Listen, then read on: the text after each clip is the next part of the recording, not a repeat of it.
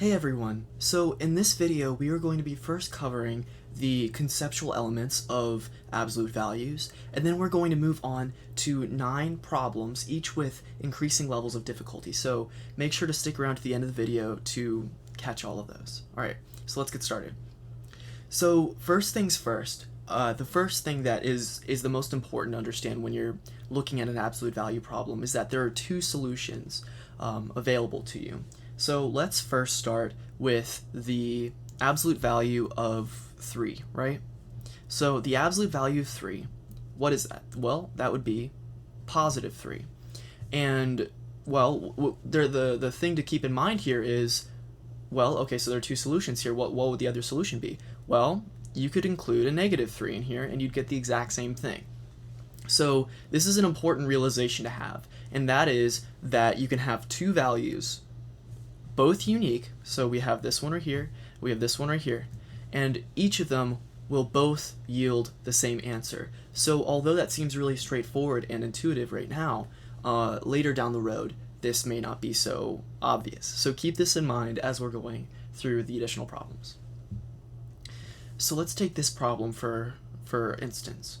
So if they asked you, if the question asked, what value of x can give you this solution? Well, just like we just found out a second ago, there are 2 answers for x. One is positive 3, and the other is negative. So we can just write x is equal to positive or negative 3. Now, here we have it's pretty straightforward. There are 2 solutions here, and it's just one number because the other side, this isn't a complicated function like we might see later on, but this is the next step in figuring out how to implement these in a more complicated manner. So let's move on now to a more robust question type. So we might have something like this. So x plus 3, so the absolute value of x plus 3 is equal to 2.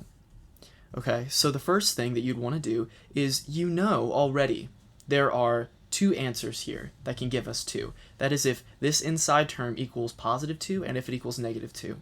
Now, the only way that you can actually figure out both x values that will both yield the same result would be by setting the non-absolute value part equal to a positive value and a negative value. So we're going to do that.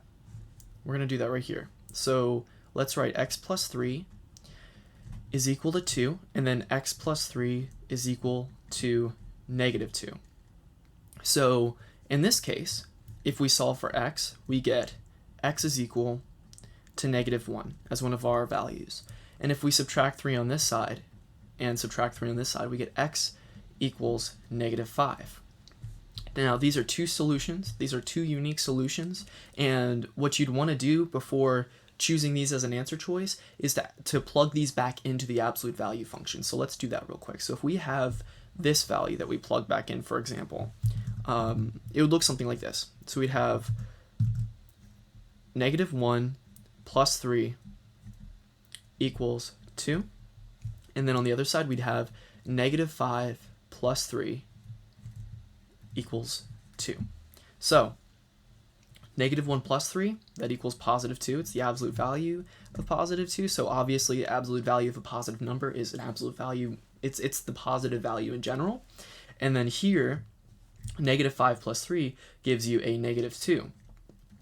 But because it's in the absolute value sign, it's going to still yield a positive number. So both solutions in this case work. Okay, so let's move on to the next problem now. Okay, so now when we see a problem like this is very similar to the last one, except this time we have a constant in the front. And it really doesn't change much, except we have to now divide by this value later. So I'm going to show you how we would go about this. So we want to do the same thing like we did before. We want to rewrite this on both sides, one with a positive value for the non-absolute value portion of this, and the other side, we want it to be a negative value here. So let's now solve for x. So plus 9, cross that out, plus 9. So we get 14 on this side is equal to 2x. So then you divide both sides by 2, and you get x equals 7 on this side. And then over here, if we add 9, then we get a positive 4, and so we have 2x equals a positive 4, we divide both sides by 2 again, and we get x equals 2. So we have two unique solutions here, and the biggest trick here, again, is to plug in. So I'm going to move all of this up. So let's just move this up. And it forgot my x, unfortunately. So let's pull that guy out there. So if I plug this in now, I have 2 times 7 minus 9 equals 5. Let's separate this a little bit. And then we have 2 times 2 minus 9 equals 5. So we have 14 minus 9 with an absolute value sign around it equals 5. And then we have 4 minus 9 with an absolute value sign around it. So in this case, 14 minus 9, you can use your calculator if that would help. This is the absolute value of positive 5 equals 5. So we know this solution works. And then 4 minus 9, excuse me, that's going to give you a negative 5. But because we have this absolute value sign around it, it's going to still be a positive 5 value. So both of these solutions work. So this is just yet another example of a little bit more of a complicated problem. So we're gonna take it a step further in the next problem. Okay, so here we have now a value on the absolute value side of the equation, and it's not inside of the function itself. So in general, what you want to do in a situation like this is the general rule of thumb you want to follow. The general rule of thumb says, not sure why I keep selecting that. The general rule of thumb says this. So you want your absolute value function, whatever your function is with these lines, you want this on one side of the equation, and you want all other values that don't have an absolute value sign, you want that to be put on the other side of the equation. So that's a good general rule of thumb. So let's go about that first. So before we can even start doing the positive and negative values on this side, we have to get all of the values outside of that absolute value function on the other side, on one side of an equation. So let's do that. So what we do here is we'd say 5x plus 2 is equal to 3 over 8. And I need to put these absolute value brackets because we're not actually solving for these two solution values yet. So now at this point, we can see no other constant value on the outside of this absolute value sign on this side, and all of the other values are on this side. So we're good to go now. So let's separate this. So we have 5x plus 2 equals 3 over 8, and we have 5x plus 2 is equal to negative 3 over 8. So I'm going to type these into my calculator because I don't want to have to expand 2 into 16 over 8. But if you type in 3/8 in your calculator and you then just subtract 2, or you can create a common denominator, you'd get 5x is equal to negative 13 over 8 on this side. And then on this side, we'd subtract 2, and you'd have negative 3/8 minus 2, which is going to give you a negative 19 over 8 is equal to 5x. Also notice here that we are subtracting the same constant value on both sides of the equation. So even though the only thing that's changing is this value on this side of the equation, meaning when we're solving for the x values on this side of the equation, we're going to be subtracting 2 for both equations in this case, and we're going to be dividing by 5 for both equations in this case. So just keep that in mind. You should be roughly going through the same steps on both sides of the equation. So when I divide this by 5, I'm really dividing by 1/5. I'm really multiplying by 1/5, I should say.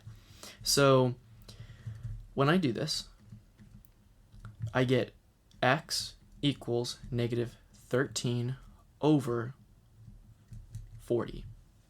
And then for this side, I've got x equals negative 19 over 40.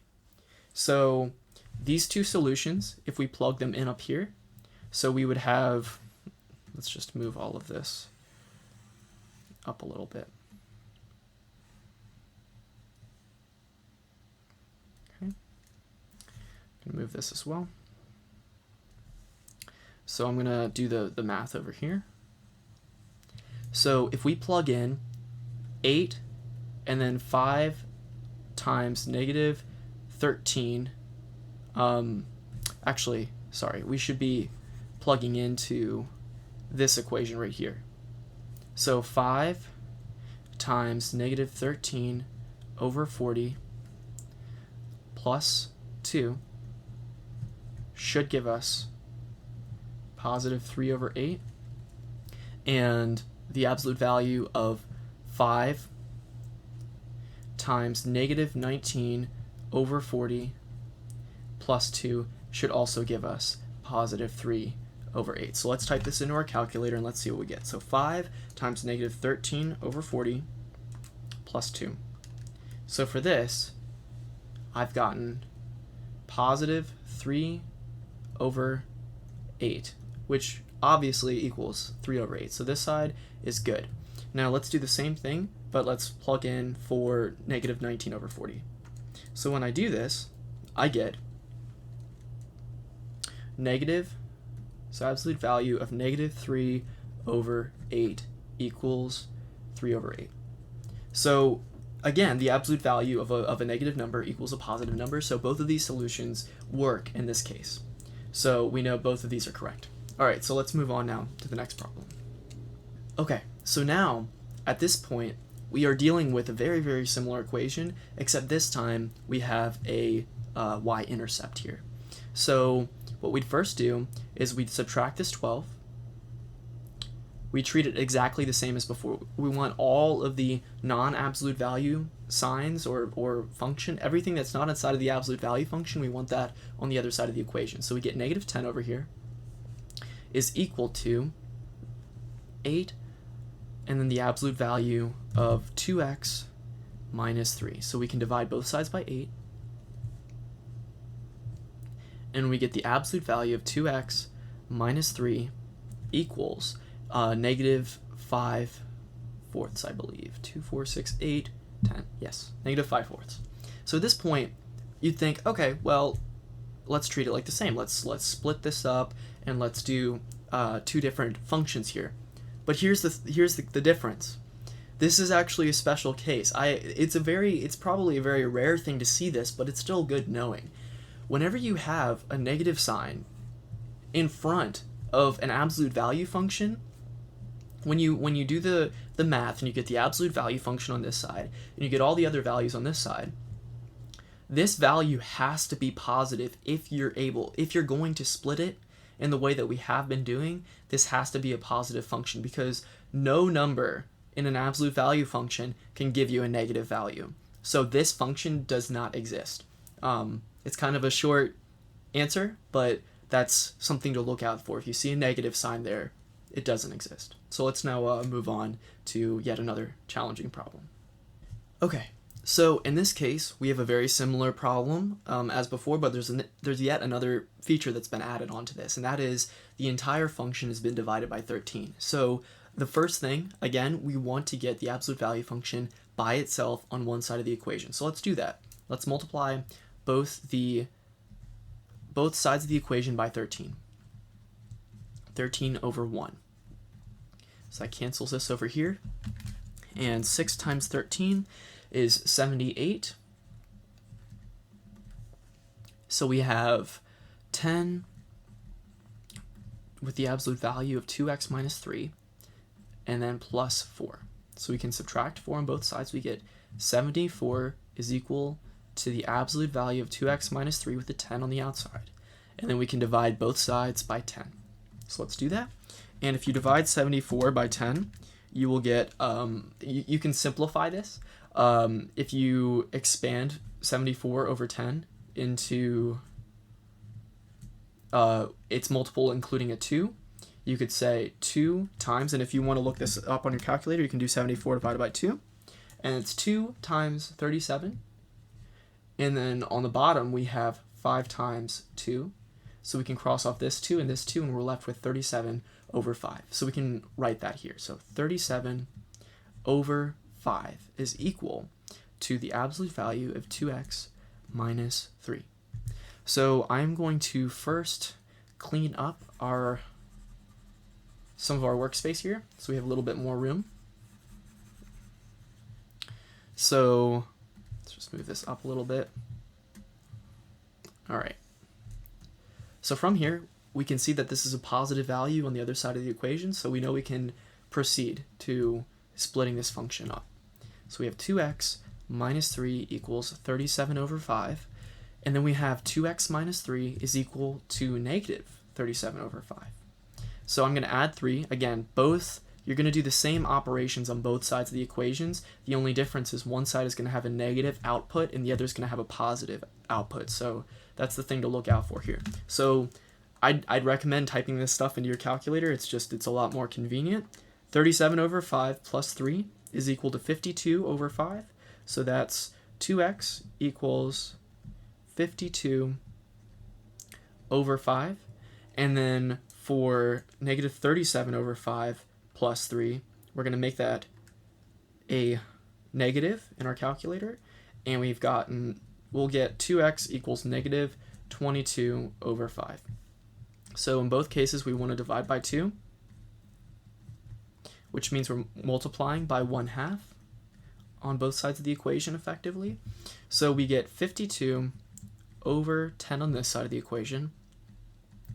And then we get x equals negative 22 over 10 on this side of the equation. So if you divide 52 by 2, you'll see you get 26, I believe, yeah. So this can be split up into 26 times 2 and then 5 times 2. And then on this side, we can say negative 11 times 2 and then 5 times 2. So we can cross these off. We can cross these off, and we're left with 26 over 5 for this. And we're left with negative 11 over 5 for this. And I believe that's what I got. Yes. So at this point, what you'd want to do is we'd want to plug these values in. So let's plug in at this point. At this point, we're going to plug these values in. So let's do 2 times 26 over 5 minus 3. Let's see what that equals. And then let's do the absolute value of 2 times negative 11 over 5 minus 3. Let's see what we get. So 2 times 26 over 5 minus 3. We will get positive 37 over 5. And then here, if we plug in negative 11 over 5, we will get negative 37 over 5. Meaning, but because both of these are still in absolute value signs, we know that our values are correct. So now let's move on to the next problem. So when we have a problem like this is a little bit of an oddball one because we have two absolute value signs on both sides of the equation. So it's not as straightforward as the others were, where you could easily put the absolute value sign on absolute value function on one side of the equation and have the other values on the other side. At this point, we have to choose. And that's kind of the beauty of problems like this. And I'm going to show you both ways of doing this because both will yield the same result. But essentially, we have to decide which one we want to count as the absolute value. So let's start with the left side and let's count this as the absolute value sign. And let's do what we would normally do with the positive and negative distribution as if this was a normal function with no absolute value parameters. So I'm going to split this down here, and then I'm going to split this here. So we have 5x minus 2. We have 5x minus 2 again. And then we have 2x plus 3. So essentially, we're distributing a positive sign here. So I'm going to write that. Here we go.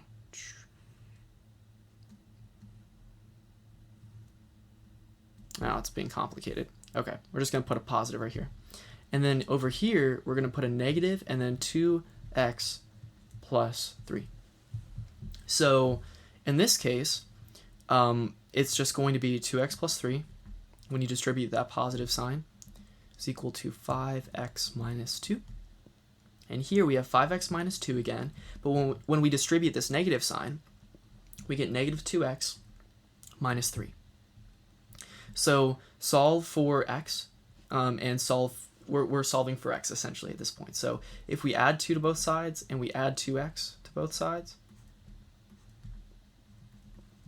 on this side of the equation we get 7x equals -1. And then x equals -1/7. And then for this side, we're going to subtract 2x and subtract 2x and add 2 and add 2. So in this case, when you're dealing with problems like this, where you're having to distribute huge negative signs or positive signs into a huge set of values, you're not going to have that same consistency like we had before, where you could add 2 to both sides of the equation.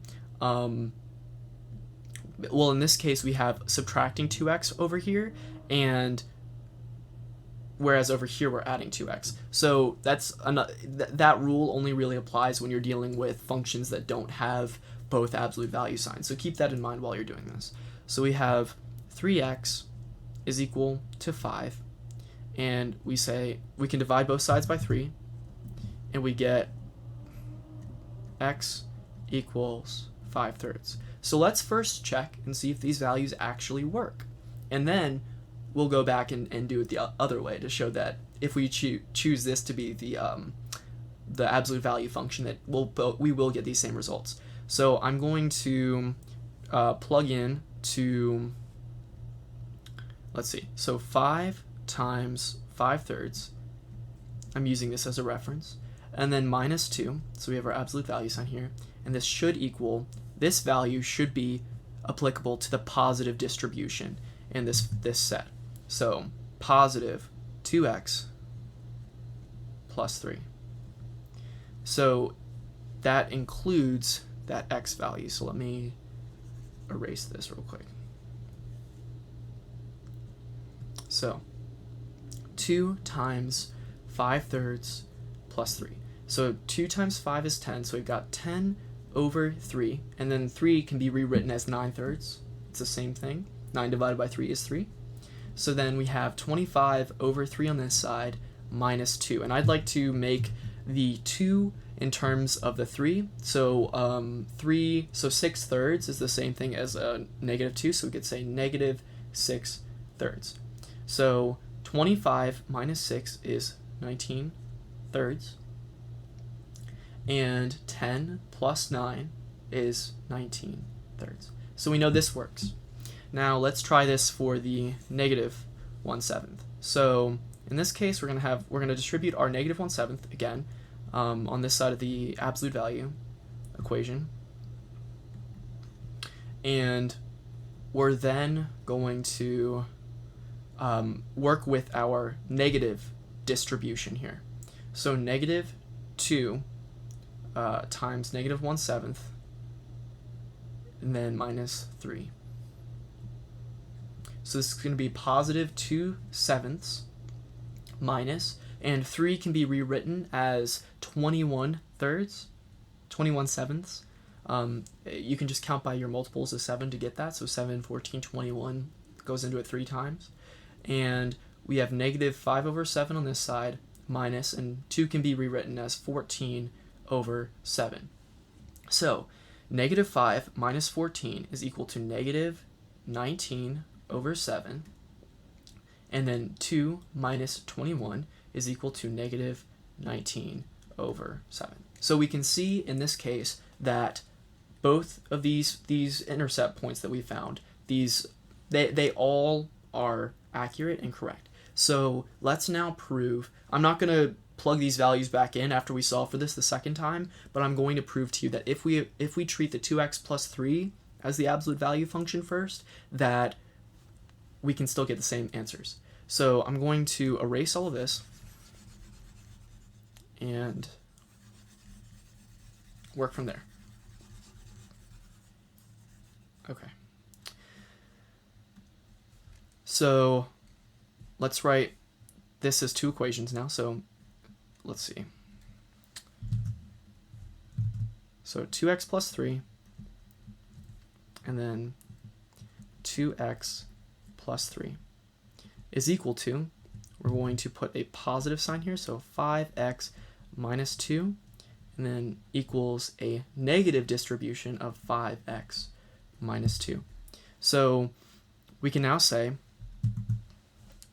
let's write this as 2x plus 3, and we have on this side of the equation 5x minus 2 because we distribute the positive, and then we have 2x plus 3, and we distribute this negative now, and we get negative 5x plus 2. So let's solve for x. Let's start on this side first. I'm going to subtract this 2x because this will leave me with a positive x value over here, and that's a little bit cleaner to me. So we have 5 on this side, and we have 3x on this side. So we can divide both sides by 3, and we get x is equal to 5/3.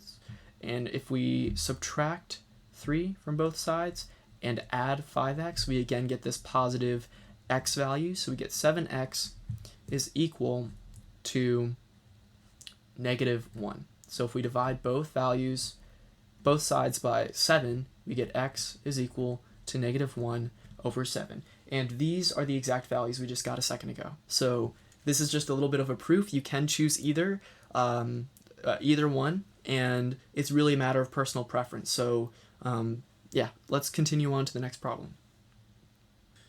Okay, so when you get to a problem like this, we're going to be faced with the same two choices. We can choose either the left side to be our absolute value function, or we can choose the right side to be our absolute value function. It's completely up to you. I'd encourage you to try both, but in this case, I'm going to use 5x plus 6 over 4 as my function, and I'm going to treat the other side, the right side, as the standard function.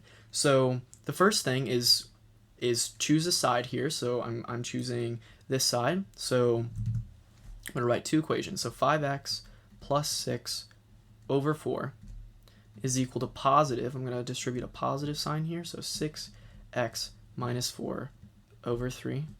And then the other side will be 5x plus 6 over 4 is equal to negative. I'm distributing a negative now to 6x minus 4 over 3. So something to keep in mind here, when you're distributing a negative value into a function like this, it may seem a little bit confusing at first as to whether to distribute it to the numerator or denominator. As a good rule of thumb, I would distribute to the numerator. In general, if both the numerator and the denominator are negative, then you're going to have a positive value, so you don't want that, and it just makes sense to put it in the numerator. So that's the good general rule of thumb that I'd recommend for that. So we have now two functions here, so what I would recommend is that we cross multiply. So we have 3 times 5x plus 6 is equal to 4 times 6x minus 4.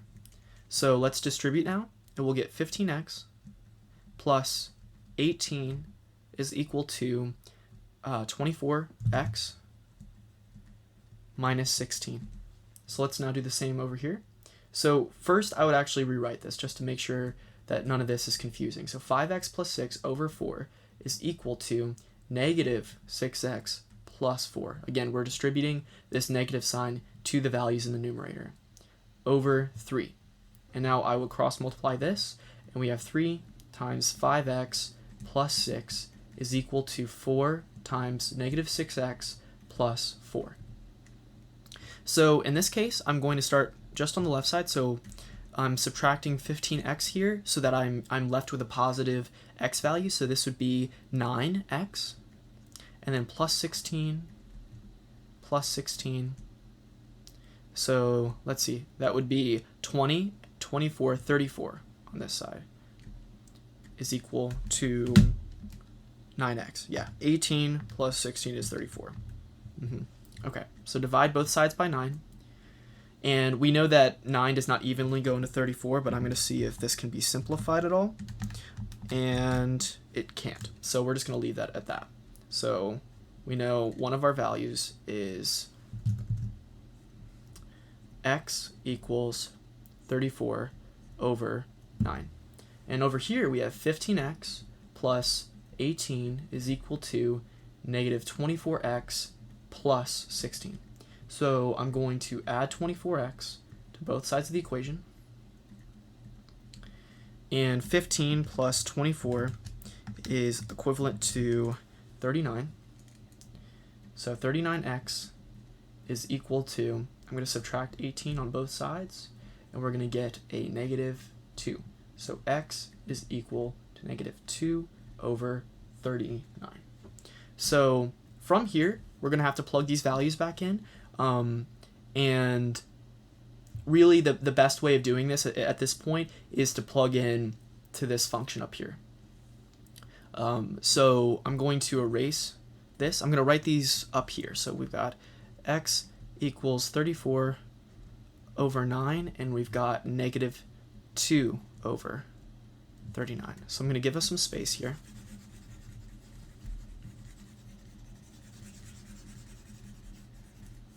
And we're now going to plug these values in. So we have 5 times 34 over 9 plus 6 all over 4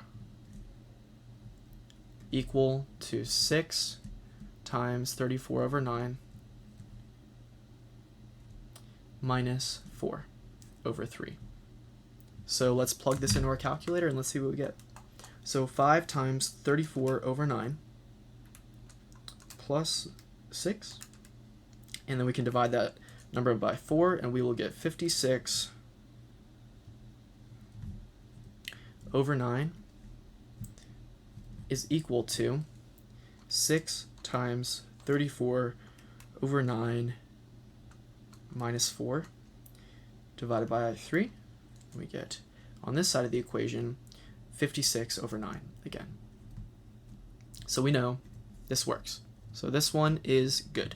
Now let's check this for the negative 2 over 39. So I'm going to erase this and erase this, and let's plug this in. So negative 2 over 39 and negative 2 over 39. So let's see. Just plugging this into my calculator. We've got negative 2 over 39 plus 6. So on this side, divided by 4 then. So we will get 56 over 39 here. And on the other side of the equation, we will get, so negative 2 over 39 divided by 3. We will get a negative 56 over 39. But again, because we have this inside of an absolute value sign, we know that this value is positive, even if it's a negative, because it's inside of an absolute value. So these are our two solutions, and we know they both exist. So those are the answers for this question. So now let's move on to a different kind of question. It's a little bit, it's interesting how you have to solve for these. So that's coming up next. So you might run into an equation like this at some point, and you have to treat this like the beginning problems, where we're splitting this up into both a positive and a negative value. So if we do that, let's just see what happens when we do this. So we've got x squared plus 6x. Let's leave this side's output as a positive value, and then let's go over here and let's make it a negative. So here, if it hasn't occurred to you yet, you should try to set this up as a factoring situation. So we can, if we bring the 5 on both sides of the same side of the equation, essentially, you will get something that looks like a polynomial. And one of these will work, but the other one won't. So, for example, let's do this one first. I believe this is the one that works, yeah. So if we split this up into factors, and we have an x and we have an x, if I put a 5 and a 1 here, well, first, we can check this by saying, what are these two terms, and what are these two terms? Well, if we multiply them, so we have 5x here, and then we have x here. So 5x plus x does equal 6x, which is what the function is right here. So we know this works. Now, from here, you can just say, well, my values are x equals negative 5 and my values are x equals negative 1. And you'd be right in saying that. But let's look at the other problem now. And let's try and figure this out. So we know we can split the x's up in this way.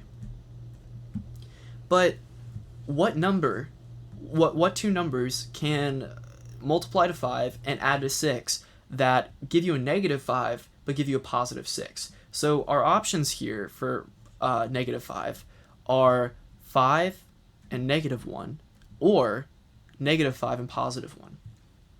If we were to add these, which is what you need for the middle term, 5 minus 1 is 4x, that's not this, and -5 plus 1 would be -4x, again, that's not this. So our function has kind of run into a standstill, and the next step would be to try and solve this as a quadratic formula.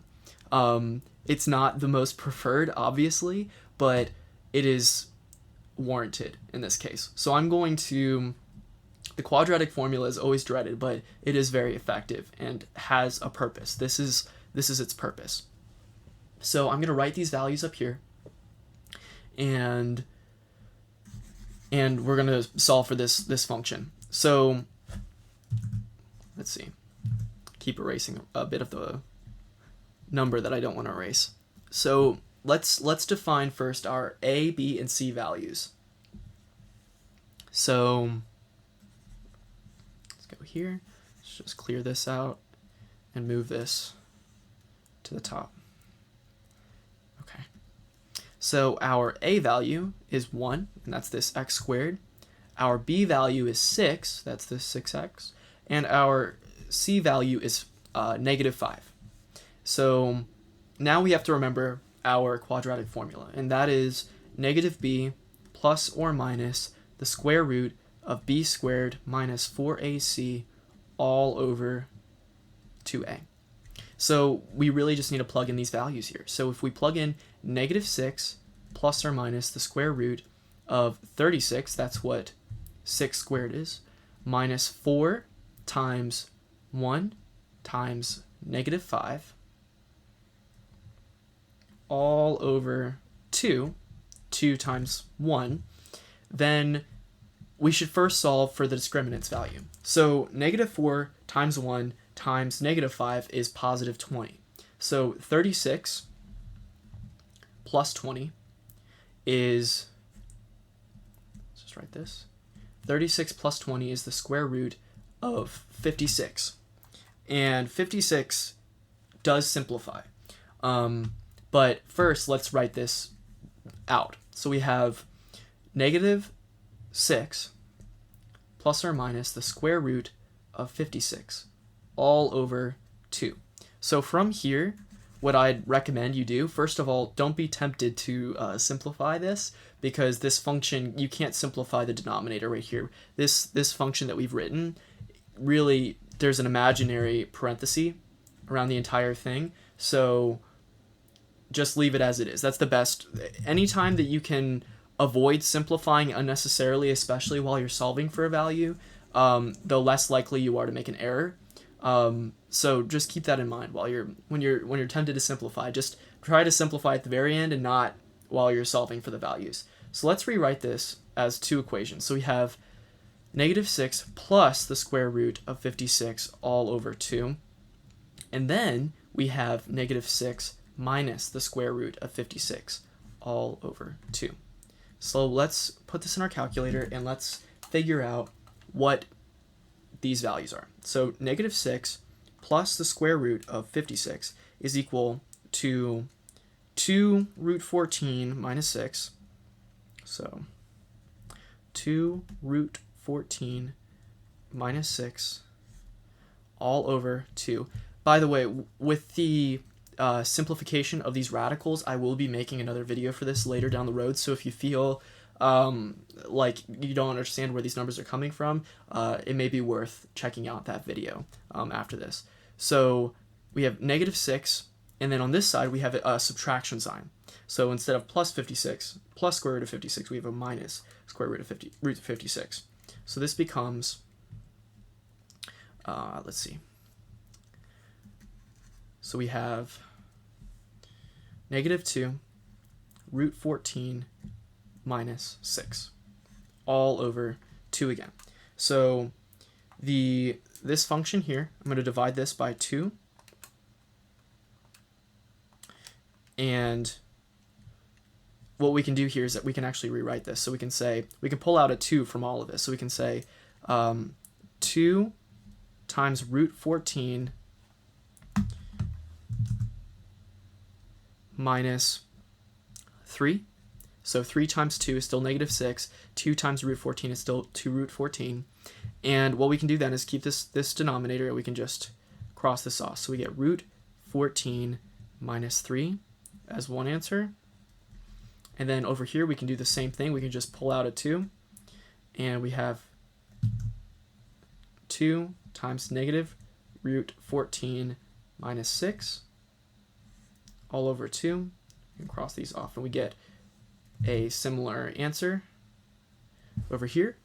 If we find the decimal values of this, let's see what that is. So square root of 14 minus 3, that becomes, this answer is 0.7416, and this one becomes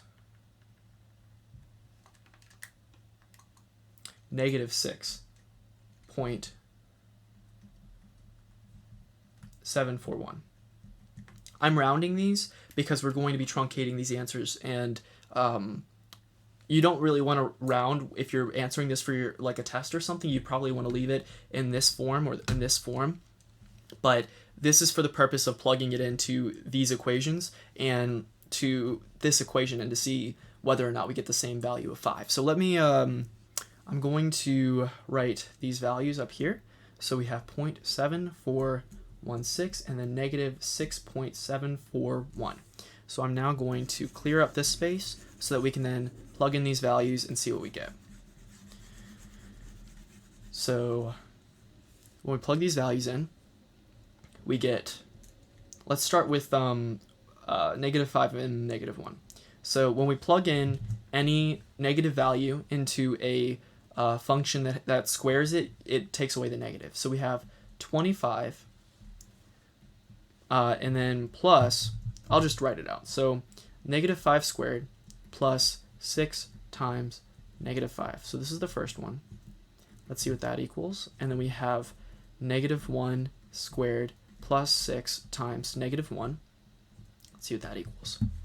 So 5 squared, negative 5 squared is positive 25 plus 6 times negative 5. And that's negative 30. So 25 minus 30. And this gives us negative 5 as the absolute value of negative 5, which is correct because the absolute value of negative 5 gives us a positive 5. So now let's check out this side.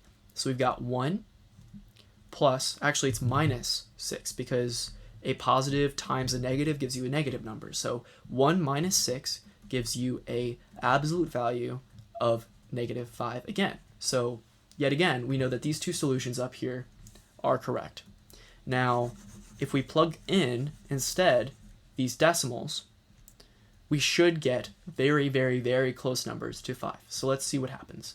I'm going to write these out just for the sake of, for a visual sake, but really you want to plug this into your calculator unless you want to do this by hand. And yeah, I don't want to do this by hand. That's the kind of thing. You don't really like dealing with numbers like this. If you can avoid multiplying decimals, it's always better. So negative 6.741, and now let's see what this equals. So 0.7416 squared plus 6 times 0.7416. So you should get 4.999 repeating. You might get some 570 or something at the end, but you get the point. So very, very, very close. So that is also correct. We can safely say that 0.7416, that value is the unsimplified version. So yeah, we're going to now plug in negative 6.741 and then plus 6 times negative 6.741. In general, the only reason that I'm using these values is because I don't want to plug in the square root into this. There's nothing really wrong with that, but this is just a good way of estimating. and estimates can be conclusive sometimes. And in this case, you get 4.995. So again, very, very close to 5. We know all 4 of these solutions exist, and they work with this. So now we're going to move on to the final question, which is another complicated one. So I'll see you then. Okay, so with this problem, we're going to treat it the exact same way as we did before. So I'm going to write this as x squared plus 2x equals positive 15. And then on this side, I'm going to say x squared plus 2x equals negative 15. So we're going to rewrite this. And one of these is going to factor very nicely, and the other one is not. That's kind of the way of these problems. So the first one that I'd recommend trying is this one. So if we try factoring this, we get an x and an x here. That's how we get the x squared. And then we need to ask ourselves, well, what 2 numbers multiply to 15 and add to get positive 2? And the 2 that come to my mind are 5 and negative 3. 5 minus 3 equals positive 2x. Another way of checking, multiply the inner values and then multiply the outer values and add those 2 together. So 5x minus 3x equals 2x, which indeed is the right answer. So we know that works. So we've already gotten 2 solutions, or we haven't tested them yet, but we know it's pretty likely that these are going to work. So let's write this at the top like we did before. X equals negative 5 and 3. So I'm going to erase this now, and we're going to work with this problem now. So again, we want to identify our a plus b plus our a, b, and c values. So I'm going to write this over here. A equals, b equals, and c equals. So a equals 1 because the constant in front of this x squared is 1. B equals 2, and c equals positive 15. So if we plug in to our quadratic formula again, so b squared minus 4ac, that's the discriminant, and then all over 2a. So negative 2 plus or minus the square root of 4, that's 2 squared, minus 4 times 1 times 15 all over 2.